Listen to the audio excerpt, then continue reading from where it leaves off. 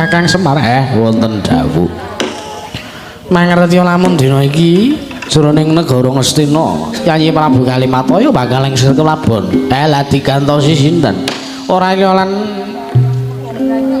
liya ya mung kejaba putu Mbana Keling ya kuwi si Parikesit mula praptaku ning Saptawaraga iki Kakang Semar aku bakal mboyong kelawan Kanjeng Hyang Mas Wawati aku bakal mboyong nglawan Kanjeng Hyang Utari apa dene putuku Parikesit Kakang Semar ayo tak kanthi menyang negara Ngastina ora suwe meneh Parikesit bakal disenengake nata Kakang Semar Sarate pandam sumula madhangi jroning masarean nani wadana remura mukalingan ngangrangan sang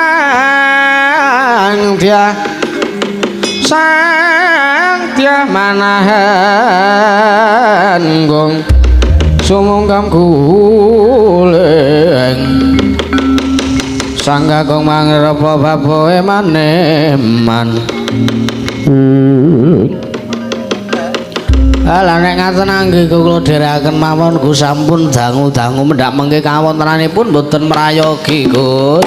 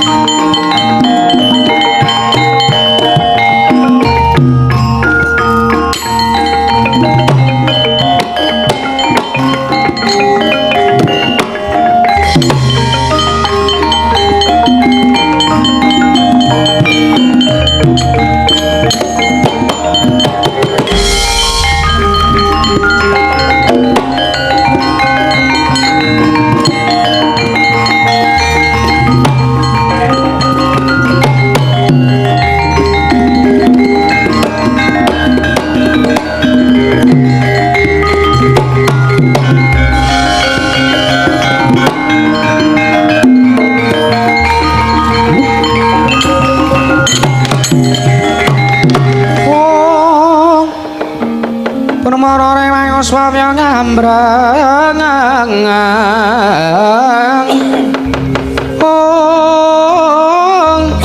kate karenane kaswase yen neng marga malat kung tumireng sang ganda wastret maca lang-lang lalu angolati surya pangrang sang wayah umyung swara waryanto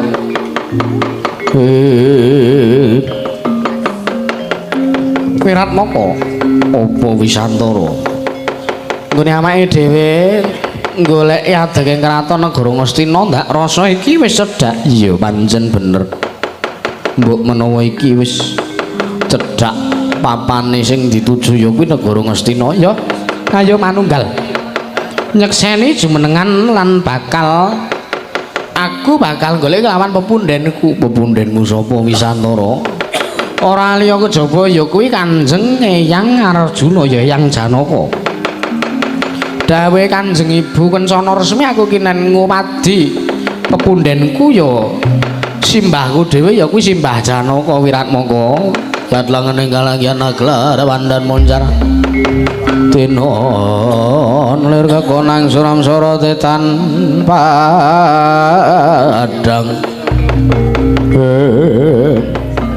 Wisantara piye Wiratmaka kowe kok malah nyemoni aku lho nyemoni kepiye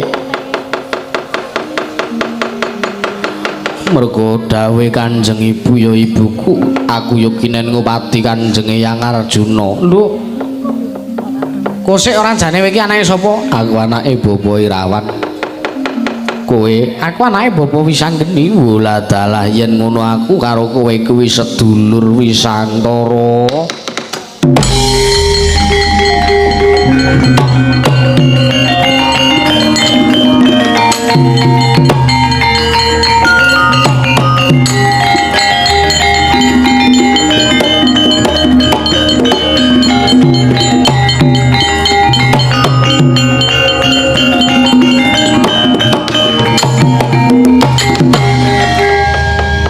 jebul sedulur lah iya mergo sawarga Kanjeng Rama Irawan kuwi tunggal kelawan bapakmu ya Kanjeng Bapa Wisanggeni lah ya mula ta kuwi ta Wiratmaka nek ngono ayo budal tumuju negara Ngastina nyekseni jumenengan nata ya kadange awake dhewe ya kuwi Kakang Marikesit ya nek ngono ayo Wisantara tak derekake Wisantara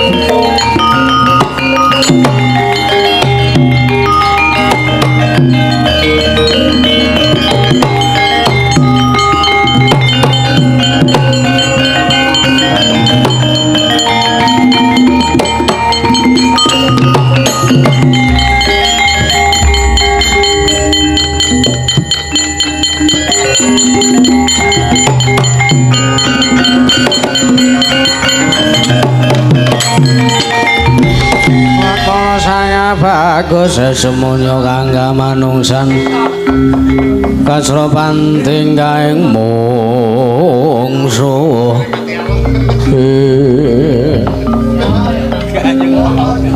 mbok aja kaya waloya lho kowe ngopo kowe sapa Aku Wisantara sing mburi, aku Wiratmaka. Kowe atmajane sapa? Aku atmajane Bapa Wisanggeni, ibuku jenenge Kencana Resmi. Wiratmaka. Aku atmajane Kanjeng Rama Irawan lan ibuku Dewi Titisari. Kowe sapa? Engko sik kowe arep padha tumuju menyang ngendi? Aku bakal nyekseni jumenengan nata parikesit kadangku lan aku bakal goleki pepundhenku ya kuwi Eyang Arjuna. Weladalah ngger putuku, ngger kula putuku Wisantara.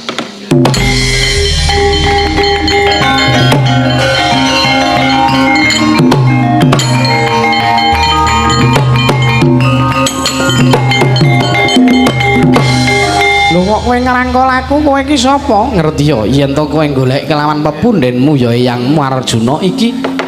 Iki wonge iki Arjuna. Wola dalah Simbah Janaka. Iya.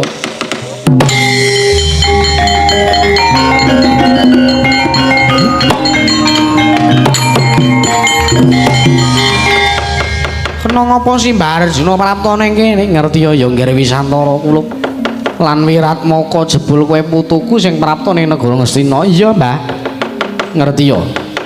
Lamun dina iki wis kelakon nggone si parikesit jumeneng ratu ning negara Ngastina. Iya, banjur ning ngerti ya sak banjure sak bubare parikesit lungguh dampar ngedangkrang sila tumpang kendangan dengkul malah duweni pambegan nyiya-nyiya kelawan pepundhene. Sing kudune sing bakune lan sing sak trepe aku ki mbahne to coba malah aku padha ditundung minggat ya Kakang Mas Werkudra malah padha ditundung minggat ya mbahmu eyangmu Werkudra malah ditundung minggat. Coba dipikir napa ya pantes mok sengkuyung ratu sing duweni adeg kaya ngono kuwi lah dalah iblis lanat.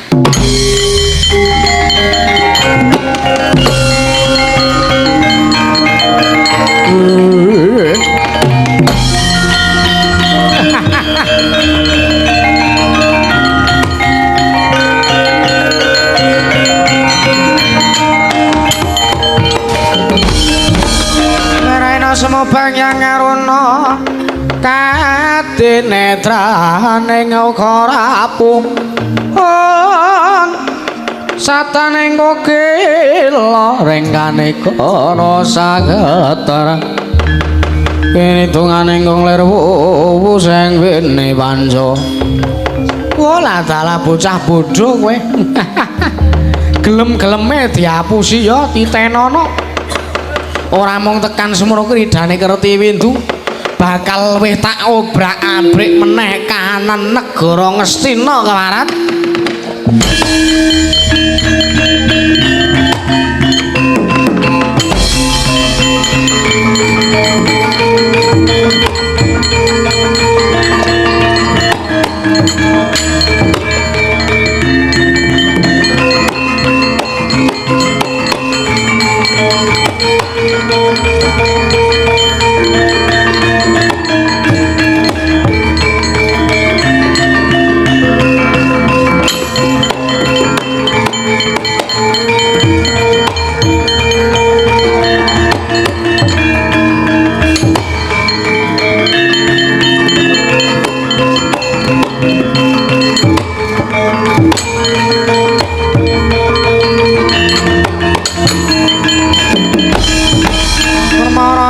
Swamya ngambrengang kate karenane kas wase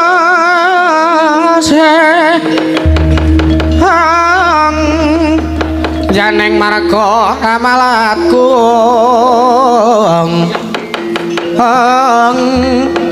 sang kanta wastrat maca lang lalu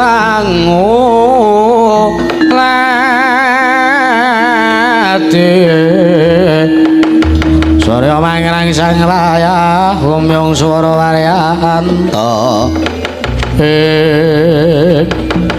Sapa no satriya bagus iki sapa no nom-noman takon karo aku Wisantara sing mburi takon karo aku Wiratmaka Wiladalah putuku ngger cah bagus.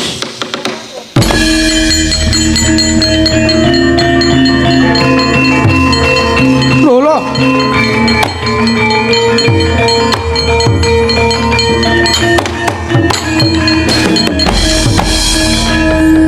niku sinten Kakang Semar?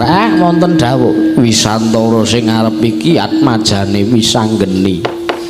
Wah, atmajane Ndara Wisanggeni swarga. Iya. Lah sing wingking kuwi putuku Wiratmaka anake Irawan. Walah. Kusik-kusik aja ngawu gawar ngawur kowe.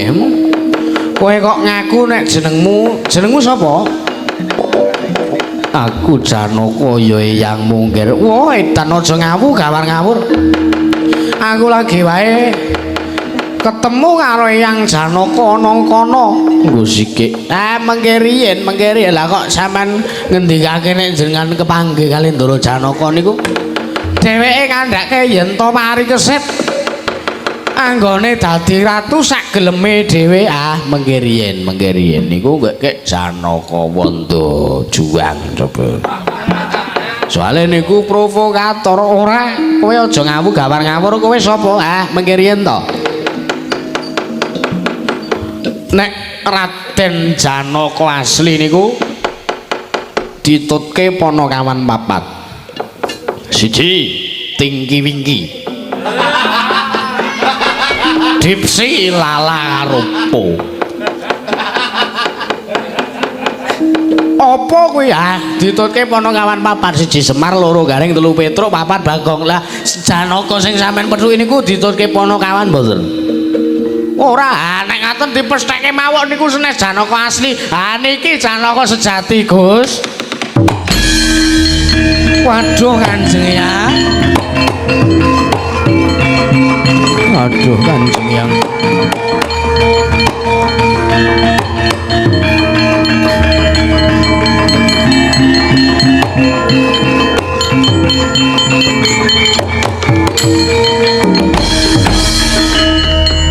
Wah jebul Janaka sing tak pethuki kae mau dudu Janaka sing sejati. Iki lagi simbahku sing tenanan. Iya ngger putuku ayu nyengguyung kelawan adeke kadangmu paring kesit nggone bakal dijumenengake nata. Ayo tak derekke Mbah. Monggo Kanjeng Hyang kula dherekaken.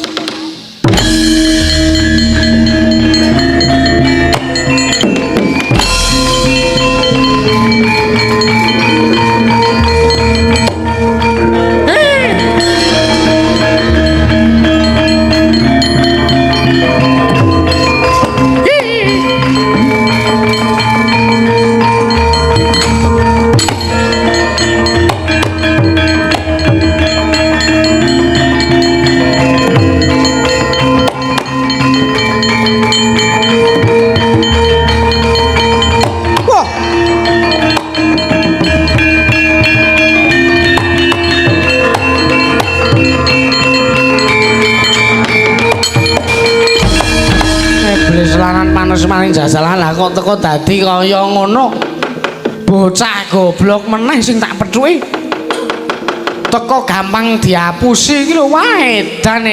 Ya titenono ora mung tekan semono. Ora mung tutuk tekan semene kridane Kertiwindu. Tak obrak-abrik tenan saiki kana negara Ngastina keparet.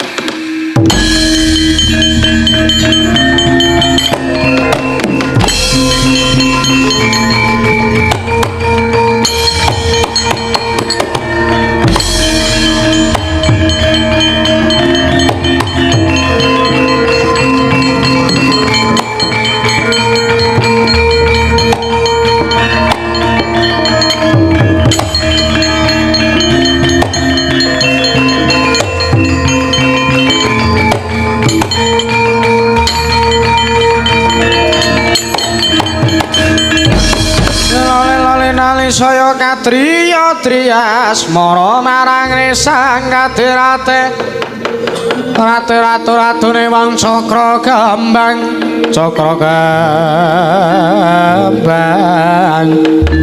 kembang jaya kusuma asih mring kawula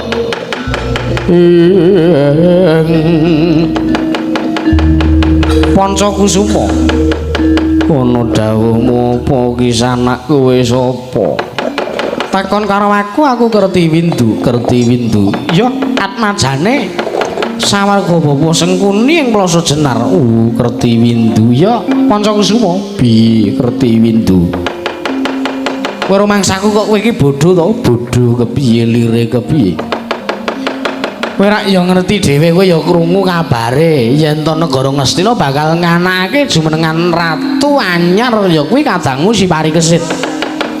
Lah kok kowe ora duweni rasa kepiye-kepiye? Duwe rasa sing kepiye?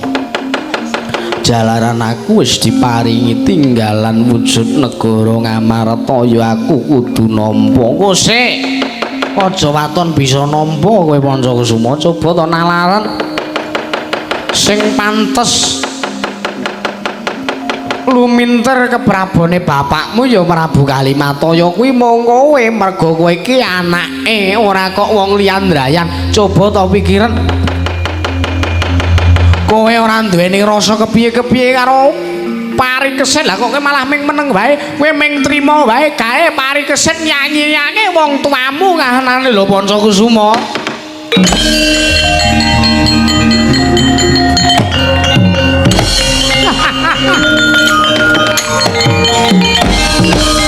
modar lah kowe modar saiki geger tenan kana negara Ngastina aja takon dosa sak banjure kuwi yen to ngasi iki mengko wurung meneh aja takon dosa negara Ngastina obrak-abrik tenan kowe lah dalah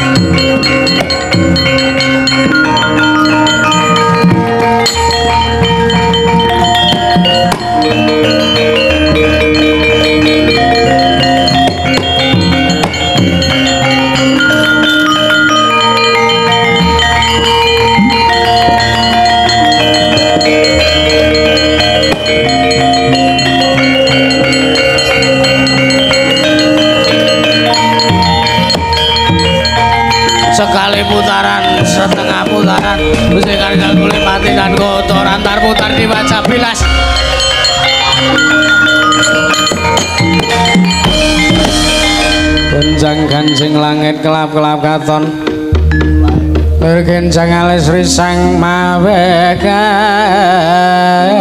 gandrung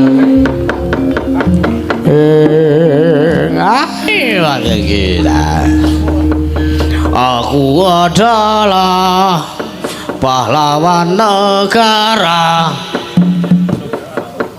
Semar kuwi kon meneng Semar Nun meneng nggih wong tuwa gandal-gandal ampun sampean niku nggih tuwa kula ning fisike sampean pun remuk merga gaweane sampean nom-nomane sampean dem-demane hebat ya toh ngger munggah ngrunjangi rancakan genah cetha. Yo, lah mula niku. Ana limbuhan dang-dang trung wis liyane Malik Slendro isih pelok dhewe.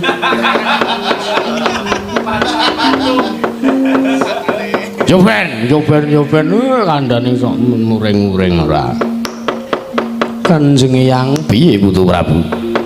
Menika sampun samapta ing gati sawega ing diri. Parikesit wonten dawuh Kanjeng Eyang, kowe wis sagutenan inggih sagah. Kewaton sedaya kalampah kanthi sae. Yen ngono, kaki Penemban Suriganata wonten dawuh Kanjeng Eyang.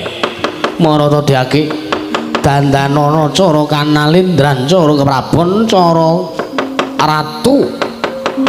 Putumu ya si Parikesit iki kowe iki ngestaken dawuh Kanjeng Eyang.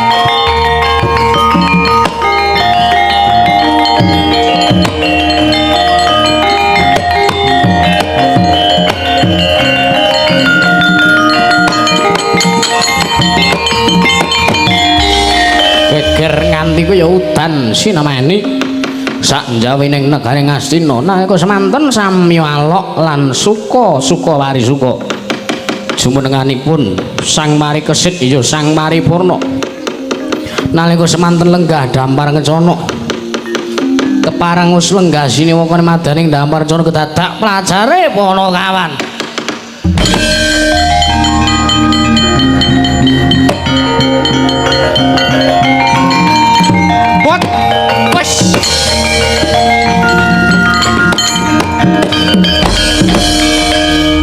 Matur sinuwun sapa ya iki ya?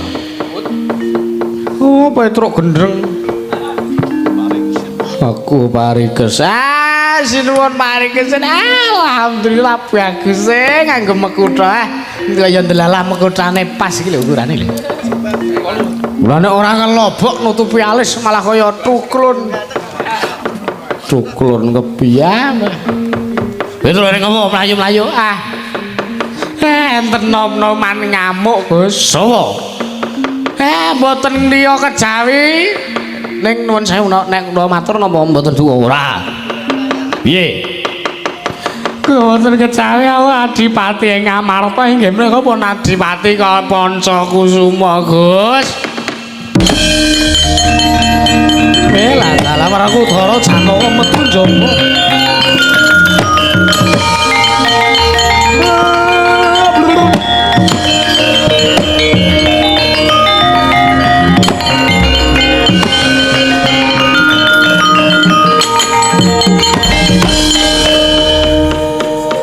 Waduh, njur piye kahanane yen to kaya ngono kuwi Petro? Wis kirangan kaya.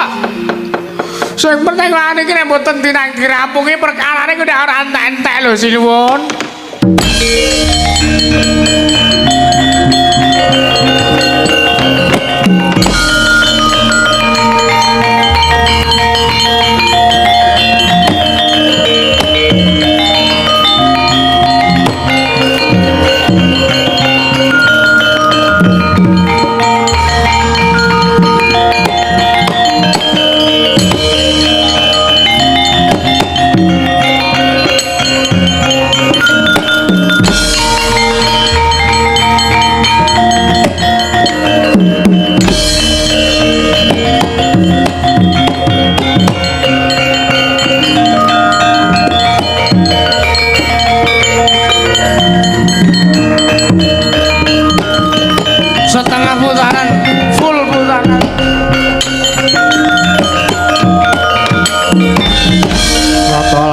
kula sakaing godha sakuru kula Yanamotusa Sang Sri ing Pancakusuma wonten dawuh Kanjeng Hyang kowe teka duweni pambegan kaya wah niki kula urusane Ndara Pancakusuma apa Siwa Semar mengke riyen to jenengan kok iso ndek pambegan kaya ngono niku pripun critane ayo amuk tani kesit ora pantes lungguh dampar ngestina sing kandha sapa Kertiwindu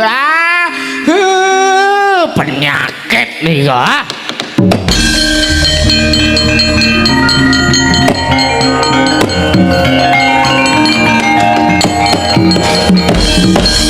Ndara Pancakusuma eling mangeling lha mang manunggal teng Astina iya Siwa Semar ngapura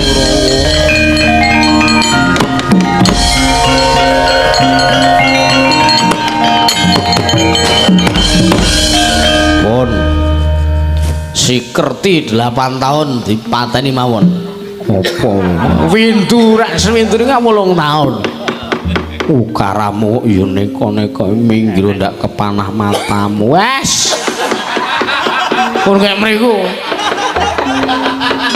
kene kuwi selak ngempet kok malah wis dipanah kayak menentek mung suwe Gus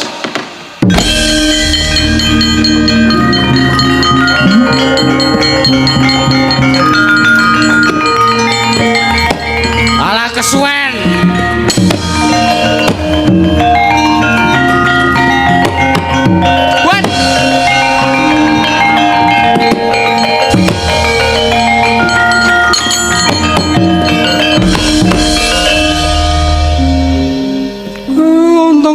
ngindas butak kula syukur mulane aja sok kokean pola Mir piye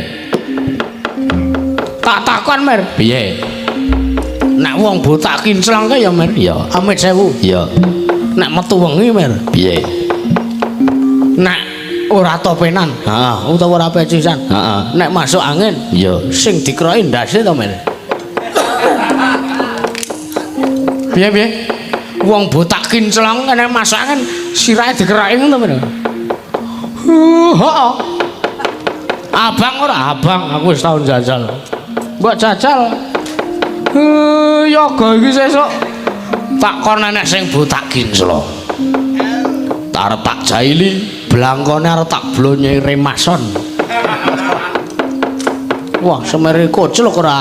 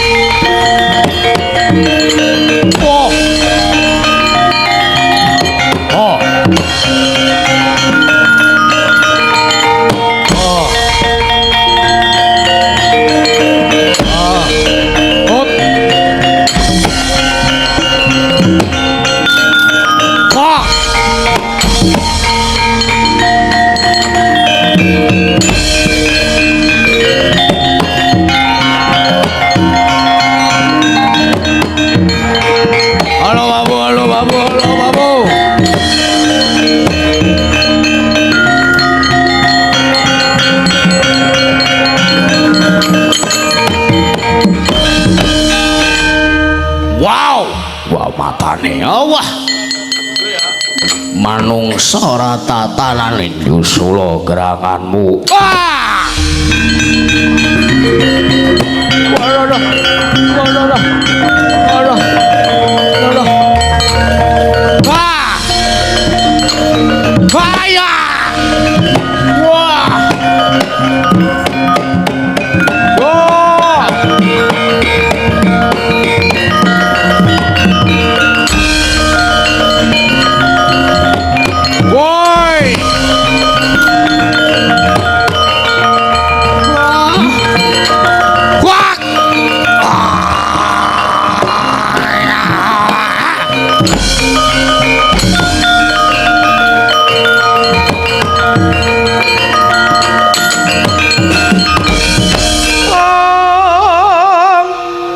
Sandyabala Pandhawa yoga mulung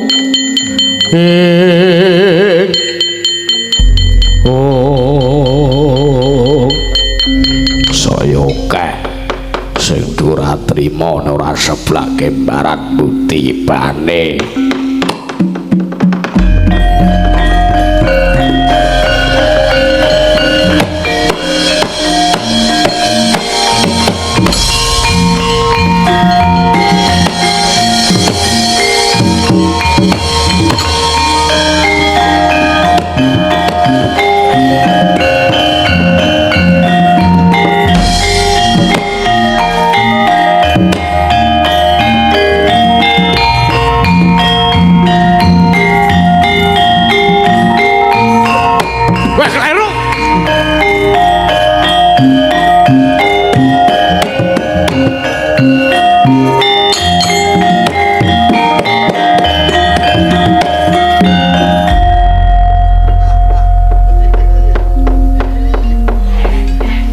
wansine wis paripurna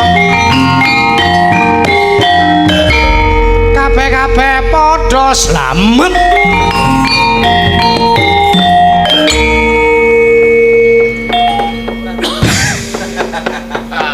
matur sembah nuwun Gus mugi-mugi atekipun Ndara Parikesit ingkang sampun jumeneng nata kala wau saged ngayomi sagung prakawula tasih ya separangke nyun pangapunten menika dalem kula dalu niki pangapunten ya nggih nek enten kurange nggih sing gedhe pangarupamu Pak Prabu nggih